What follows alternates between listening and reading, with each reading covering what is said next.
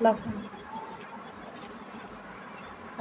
எதை பற்றி பேச போகிறோம் அப்படின்னா, வண்டியில் வரையில் கொஞ்சம் கவனமாக வாங்க ஃப்ரெண்ட்ஸ். நம்மளாம் எவ்வளோ தான் கவனமாக வந்தாலும் சரி, ஏன்னா ரோடு கொஞ்சம் குறுகலான ரோடு அப்படிங்கிறத எப்படினாலும் நம்மளை மீறி கண்ட்ரோல் மீறி வண்டி எப்படினாலும் இடிச்சிருது.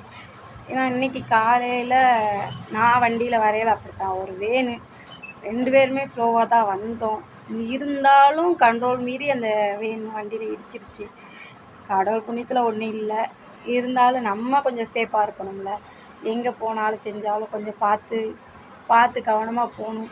வண்டியை பார்த்து நான் ஸ்டாப் பண்ணிட்டேன், நிப்பாட்டிட்டேன். அப்படி இருந்தும் மழை பெஞ்சதுனால சவதிங்கிறதுனால அந்த வண்டியில் இடிச்சிருச்சு. 2 பேர் வண்டியும் இடிச்சிட்டாங்க, நானும் இடிச்சிட்டேன். 2 பேருமே இடிச்சிட்டோம்.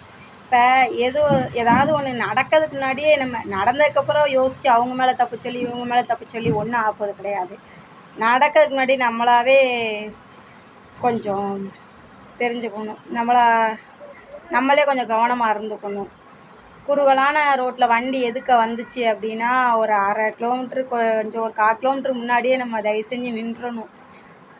ஏன்னா எனக்கு என்னன்னா கூட ஒன்றும் பயப்பட மாட்டேன்.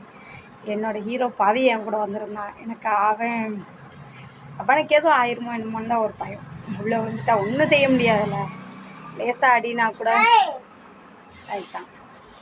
சரி, பார்த்து கவனமாக வண்டி ஓட்டுங்க. பாய், see you, take care.